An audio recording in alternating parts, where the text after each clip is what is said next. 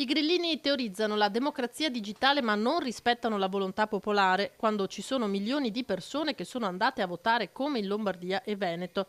Dal palco del congresso di Milano, che ha cambiato pelle alla Lega, il presidente del Veneto Luca Zaia ha riproposto la questione dell'autonomia sferrando un attacco diretto al Movimento 5 Stelle che si sta mettendo di traverso, secondo il governatore, tra i cittadini e le loro legittime istanze.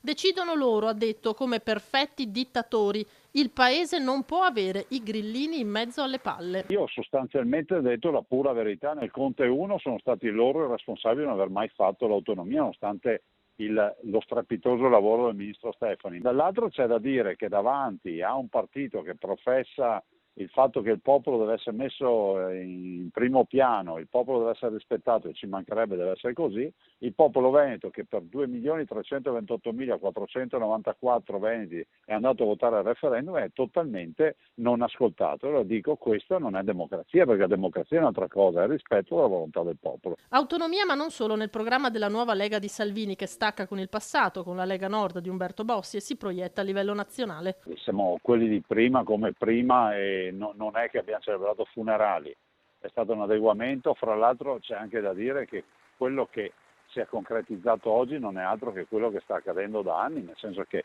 il fatto che si sia, come si può dire, consolidato il principio secondo il quale le riforme legali, pacifiche, le fai se hai parlamentari, se non ce li hai tu riforme non ne fai perché non hai voti.